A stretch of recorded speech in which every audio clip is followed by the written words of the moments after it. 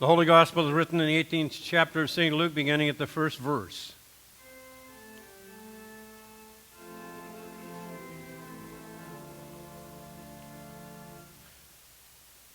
Then Jesus told them a parable about the need to pray always and not to lose heart. He said, in a certain city there was a judge who neither feared God nor had respect for people. In that city there was a widow who kept coming to him and saying, "Grant me justice against my opponent." For a while he refused, but later he said to himself, "Though I have no fear of God or no respect for anyone, yet this widow keeps on bothering me. I will grant her justice so that she may not wear me out by her continual coming." And the Lord said, "Listen to what the unjust says. And will not God grant justice to his chosen ones who cry to him day and night? Will he delay long in helping them? I tell you, he will quickly grant justice to them. And yet when the Son of Man comes, will he find faith on earth?" Here ends the gospel for the day.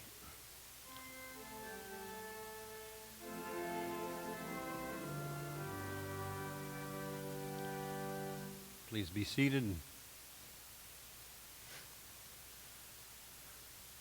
A minister some time ago wrote this little incident about prayer. He was a very accomplished amateur guitarist. He thought he was a pretty good singer also, and he was hoping that somehow his talent might get him to a place where he was recognized universally and would be having kudos said about him and probably would make a very good income. And so he decided that he would pray for this. This is something that he really thought he would get if he prayed hard enough. And he said the prayer went something like this. He said, "Give me a kind of voice and presence like Stevie Ray Vaughan." And he said, "I think that if you just help me a little bit and I practiced a lot, that I might have a voice as substantial as Stevie Ray Vaughan." He said, "I prayed and I prayed and prayed. And I practiced and I practiced and I practiced. And I became quite accomplished. But after a while, I decided that I would never really be like Stevie Ray Vaughan. I was not like Vaughan before his recovery. After his recovery, no classy, funky rock and roll blues man. After a while, I discovered, as I thought about it, and sometimes was remorseful over the fact that God just didn't answer my prayer, that maybe God really had answered my prayer. I was not going to be a professional musician. He waited so long before I listened to him. And the voice that I got said to accept myself as I was, with my strengths, my abilities, and my weaknesses, and the reality that I would never be another Stevie Ray Vaughan. He said sometimes it takes us a long time to hear God's reply to our prayers. But maybe that's because we hear the answer or see the answer, but we really aren't listening. Sometimes it takes so long to hear what God is saying to us. Jesus taught the apostles something about prayer in our gospel text today. He tells a parable. He said, in a certain city there was a judge. And this was not the kind of judge, I guess, that anybody would like to come up against. He said he feared neither God nor man. He really didn't care about anything. And the woman came to him and pleaded her case for justice against an opponent. Just to clarify things a little, let us talk talk about how things were in those days in terms of the law and the courts. The judge that Jesus was talking about is not the one that you would visualize. Is sitting behind a bench in a black robe and making decisions on the basis of a court decision. Most of the things that were brought into legal question in Jesus' time were done in front of a tribunal. There were three people. One sort of for the plaintiff, one for the defendant, and one that was supposedly, didn't matter, independent.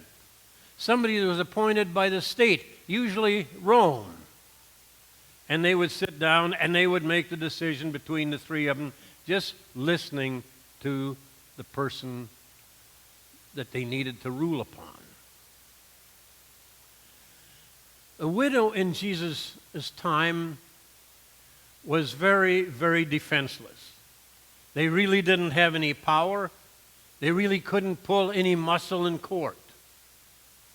But one of the duties, as far as Rome was concerned, was that this magistrate that they had would rule on cases like them, and one of the jobs that they had to do was take care of the widows, because they couldn't take care of themselves. And Jesus points out, again, this man really didn't care about his job. He didn't care about the widow. He didn't care about justice. He didn't have really any concern for God. He wasn't concerned about hearing both sides of the issue. It was simply what is most convenient for him.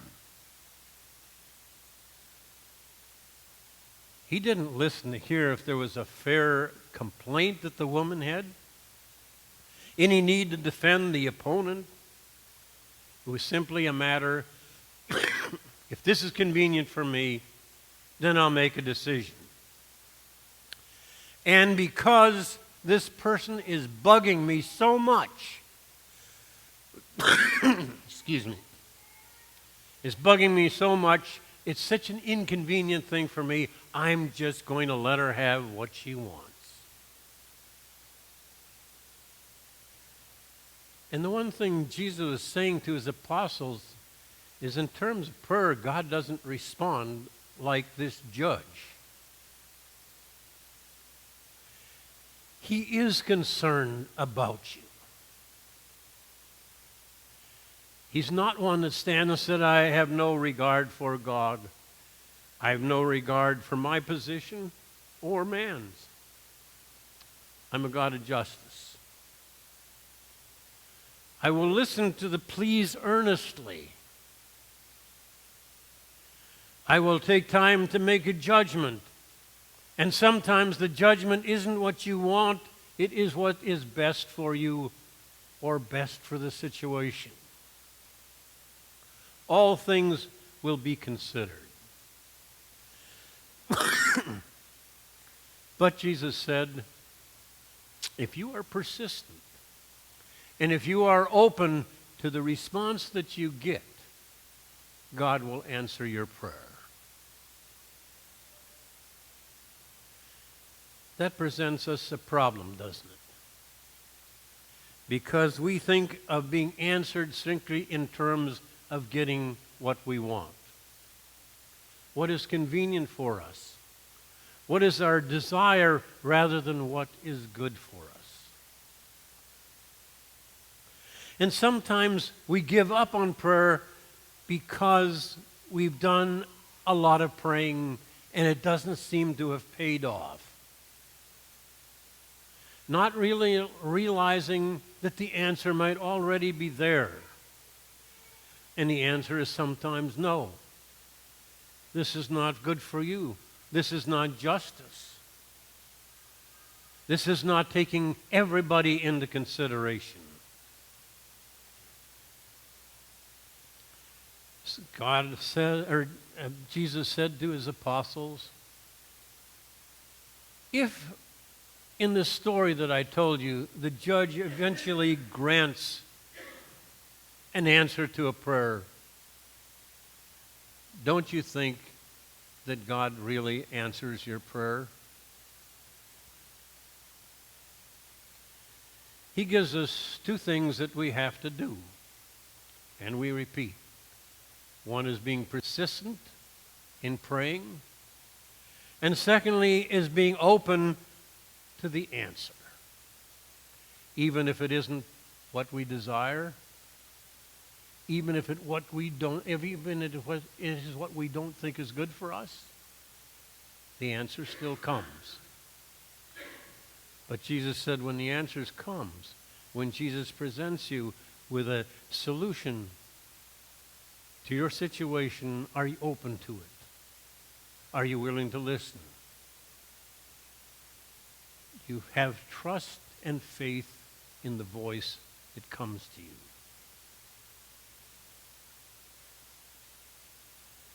I pray daily for things, and sometimes they seem so distant in coming. Sometimes I pray for revivals in the church.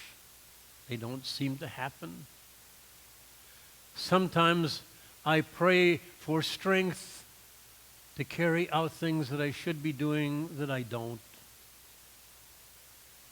And I wonder how much I'm listening and how much I'm open to the answer that God gives. If there's one thing that I remember so poignantly in the ministry over a long number of years, it is people saying, I don't think God listens. If he did, then he would grant me what I asked for. He would answer my prayers. And all too often, if asked if they're really listening, if maybe the answer is no, or for something better for them in the end, are they open to the voice of God that speaks to them?